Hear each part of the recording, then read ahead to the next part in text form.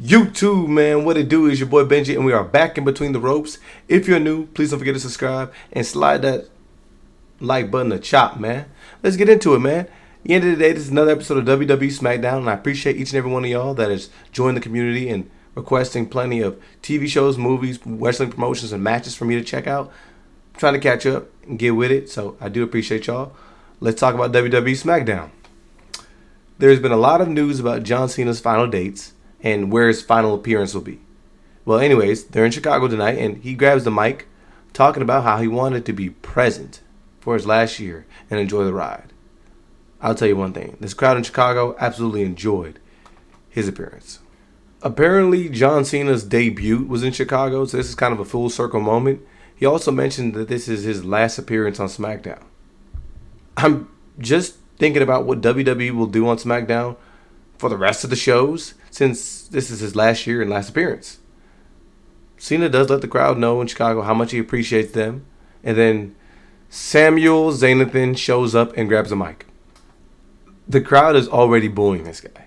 Like, literally, what a goof. He does come out and ask Cena for his blessing for like a Sami Zayn Open United States Championship challenge, to which Cena actually obliges. I will salute Sami because he actually ends up getting the crowd to cheer for him as he challenges Cena for the United States Champion. He finishes off his request with a, "If you want some, come get some." And the crowd echoes his sentiment, dude. I gotta salute him because, again, they were booing him when he first got out there. And I was booing him too. I'll tell you one thing. If you've ever shouted Sammy Hogan, this is the time. This dude kicked out of 2 AAs, go to sleep, an Edge-esque spear, and an angle slam. This match is weird, and again, I think a lot of the problems stemmed early when Sami Zayn came out there to address Cena, because these are both faces. Like, back against the wall faces. So there's no real heat with these guys, and it then makes it even weirder when Sami's doing things like taking Cena's finisher. Cena eventually grabs Sami and takes him to the top ropes for a super AA, and then inexplicably lays on the floor so that Brock Lesnar can interrupt the match and whip everyone instead of just pinning Sami. Yes, you heard me right. Brock Lesnar does show up and just wreck house. You probably predicted it, but I guess the only one positive thing here is that it actually gives everyone a reason to hate Brock Lesnar going into the match with Cena. I'm assuming they just called the match, though, because this dude, like, does a whole entrance, yanks the referee out of the ring, and I don't hear a bell. Anyways, he goes backstage and calls out John Cena for WrestlePalooza.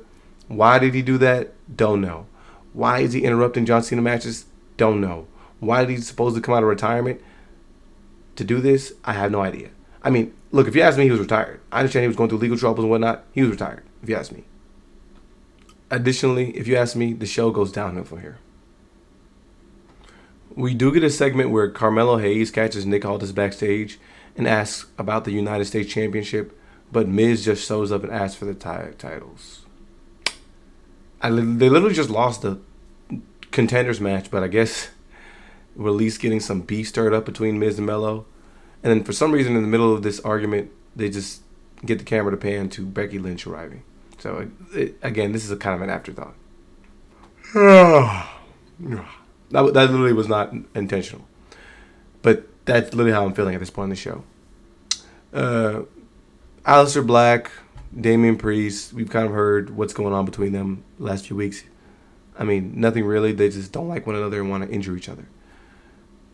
To the point where Aleister Black attacks Damian Priest in the midst of his entrance to prove that he means business, but they end up duking it out. They do some bad things to each other, including Damian Priest hitting Aleister Black with a razor's edge that drops him on the announce table. This looked like it was going to be a turning point for Damian Priest, but it isn't. Aleister Black ends up sneaking in a black mask kick as he pushes the ref, and Damian Priest gets pinned. I do not understand why this company continues to build people up to then have them be goofs. This dude, Damian Priest, was the World Heavyweight Champion and was unstoppable a few months ago. He just sent Drew McIntyre into recovery, and now he comes off of an injury that was caused by Aleister Black to eat a pin. I don't know. Anyways, speaking of Drew McIntyre, we see a video promo of he and Randy Orton. If you ask me, this was bad. I mean, Randy Orton says a line like, "It's like you think that you have a superpower where you could read minds. It can tell what people are thinking. Well, you don't." It's like some like kid stuff. He transitions into a quote about the voices in his head, which doesn't really make sense to me because the entirety of Drew's promo is correct. You have not listened to the voices in your head. So whatever. These guys are going to match up next week. I don't really know why they're fighting. I don't know where the source of anger is coming from. Maybe because Drew's going after the championship. I don't really get it. Maybe because he hurt Cody Rhodes. Doesn't really make any sense. I mean, Drew's talking about like WWE needs a real man, and Randy's talking about handing out RKOs. At the end of the day, I was distracted the entirety of this promo by the Twisted T logo that kept popping up in this promo. Next segment. We had Tiffany Stratton backstage, and it's not actually a bad promo. I mean, it was quick, but she did what she needed to do and got out of there. The camera then cuts to Nia Jax harassing Jade. Nia is kind of speaking the truth. Jade should not be a number one contender. I really can't believe, though, that their feud is solely, your foot was on the top rope, so I would have won. I really don't care about this match, but they're supposedly fighting next week. We do get a match between GIULIA and MICHIN for the United States Championship. I don't even know when this happened, but sure, whatever. We actually literally get a card over GIULIA's name that literally tells us that she's been champ for almost 70 days, and this is her second championship defense. How many days of those 70 has she been on TV? I mean, the crowd has been lit all day, and they're honestly silent for MICHIN when she walks out. I literally thought that they wrote her off TV because of what they did to her last week. But, I mean, even though the trolls say that nobody cares about MICHIN, I think the problem is that she has no story. I mean, no one on this show has any depth to their character. Like, why is Mrs. MICHIN Mrs. Hardcore? Why is she patient with GIULIA after they literally tried to end her career last week? Like, I wouldn't have wasted no time. I would just came out there in the entrance and attacked her. Shoot, the people aren't going to cheer for me anyways. All in all, though, I will salute them. This is actually not a bad match. I'm just not really a fan of GIULIA's finisher. I thought it was kind of cool the way we saw Kiana James come in there and try to interrupt in the match. Maybe, whatever. I mean, at the end of the day, I do appreciate that she's not just interrupting the match just to ensure that her quote-unquote client wins. She actually dislikes MICHIN because she was embarrassed by her last week. She got pinned in like 3 seconds after talking all that smack. After getting caught up in the ropes, MICHIN does actually a dope move that plants Kiana James' face right on the floor. But that opened up the window for MICHIN Ida, I River Dare Chief. That's the name of GIULIA's finisher. I'm not a fan of it, of course. I thought she was doing a bomb or something like that when she was in NXT, but whatever. I mean, after the match, Kiana James attacks MICHIN, and I'm not gonna lie, the ref is actually super strong because he just tosses MICHIN and Kiana James off of one another. We typically like to rate these shows yay, nay, and okay, and y'all know where I'm at this point of the show. Unfortunately, nothing really eventful happened. I mean, I thought CENA was going to come out there and mention some good things, some big things, but not really. He just thanked the crowd for being out there. We then got to see Tiffany and Jade. I mean, these are the women's main card champions. They are doing nothing. GIULIA, shout out to her and MICHIN, but literally, like, again, if you just started watching, you would not know who either of these women are. Honestly, if you started watching 2-3 months ago, you still not know who these women are because they just spawned on TV like 2 weeks ago. Anyways, they do show a quick glimpse of Charlotte Flair backstage where she's doing like horribly fake, terrible, like it's like so bad I think she's trying to like be funny.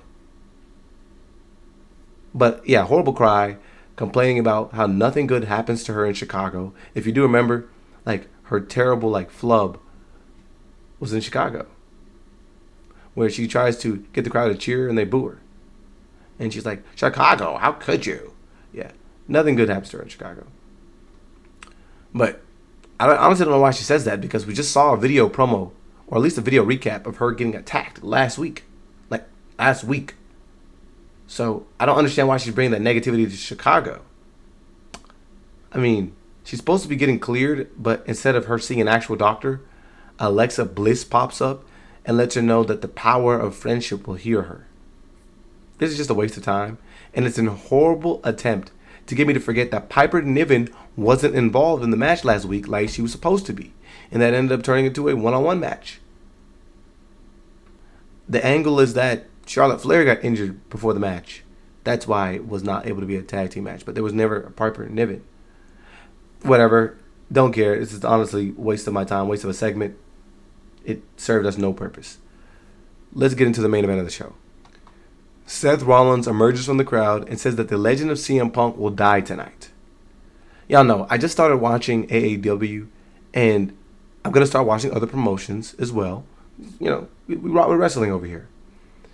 But if you just started watching WWE this episode, I really do not think you'll be able to put two and two together.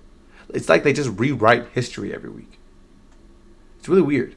End of the day, Seth and Becky are very annoying, but at least they are some of the few recognizable heels left in this company. I really actually enjoy when Becky reminds us that there are multiple publications that are saying that she's the GOAT. But let's think about it for a second. All the people involved in this segment are typically on Raw.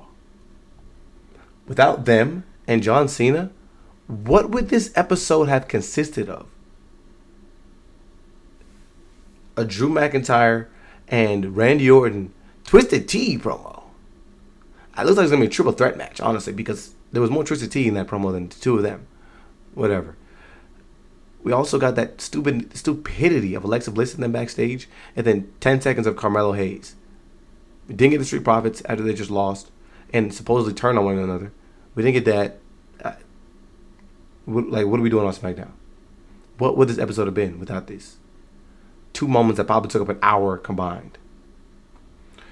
The crowd erupts as CM Punk enters after Becky lets the city know that everything in Chicago sucks, including the Red Sox, Bulls, and blah, blah, blah. She probably should have talked about the food. If she didn't, she should have. It makes me think again. Did all of these people come to Chicago just because Becky slapped him? Like, I understand CM Punk probably wanted to make a statement here, but why did Becky and Seth show up here? Like, I get Seth is calculated and even a cowardly heel. Why is he in the crowd as CM Punk walks to the ring to the woman that just slapped him? The WWE of a few years ago would have just had this dude GTS her and call it a night, but Punk mentions in this promo that he would never hit a woman. Okay, whatever. That's fine. It is a breath of fresh air, though. I'll admit that AEW does quick entrances, and a lot of these companies don't seem to put their weekly programming like in a realm where they're just focusing on entrances. Because, dude, I'm so serious. Majority of this episode is entrances. Like, we literally just go from like quick video promo or backstage promo to an entrance, and then commercial, and then like another entrance, and then probably commercial. Like, I swear it is 9:53 by the time that CM Punk grabs a microphone and starts talking, but the segment has started like around like 9:30 something. It's pretty crazy. At least CM Punk makes a valid point. Seth Rollins is a coward. Punk mentions that he can call in a favor, and then Becky Lynch decides to just slap him in order to goad him to get somebody out there. Becky Lynch ends up slapping the heck out of CM Punk, and Punk ends up calling for the reinforcements. AJ Lee arrives. Shout out to her. But Becky Lynch is doing this thing when she's like super scared in the ring. Like, she talks about how she would beat CM Punk's sister's ass and Rhea and like everybody else that CM Punk mentions that he could call in for reinforcements. But she's for some reason terrified of AJ Lee. Like, I'm sure that I missed some storyline involving AJ Lee, but it's been like a decade since she's wrestled. Like, bro, if I'm Kevin Durant and a dude that hasn't played professionally in 10 years challenge me to one-on-one, I'm not going to be worried about him. Like, even if I'm like Conor McGregor or like a current fighter, Canelo, right? And somebody who hasn't boxed in 10 years wants to challenge me to a fight, I'm going to be like, that's easy work. What are you talking about? End of the day, the crowd is hype. And we get what I continue to mention is what carries these shows. Nostalgia acts. She beats up Becky and the show ends. Whoop-de-doo. What is advanced today? I don't understand. Y'all got your moment. You got AJ Lee. Now what happens? What happens? Do we get AJ Lee just for this WrestlePalooza thing and then she goes back home? Like, what have we done? What have we done here? What have we built up? And again, this is another episode of SmackDown, which I'll admit is probably better than last week's, but not by like a wide margin. It's just because we had enough star power here to carry the episode. Unfortunately, majority of people are not on Raw. Are not on SmackDown. And they're not full-timers. So what do we do afterward? How do we build up the brand afterward? How did anyone get to create any intrigue about any of the other B-level, C-level, or D-level players? The show is in entirety like an A for me. The internet did a great job of spoiling AJ Lee's return. And honestly, if AJ Lee didn't return, WWE would be, I don't know, like they probably would have rioted in Chicago. But like I mentioned, now that she's here, what do we do next? Okay, they're going to do a mixed tag team match at WrestlePalooza. I don't understand how that advances the division in any form or fashion. So this would be a terrible, uncalculated move from Seth and Becky. So while this is a nice pop, while it's going to get a bunch of clicks, while a lot of people are going to be hype about it, I don't know what it does to really do anything for this company. But again, what is actually pertinent and important to them? Viral moments, crowd pops, and nostalgia acts. We're going to see what this does going forward. I'll just stay tuned to the next one. We got more actual interesting things to talk about. Peace.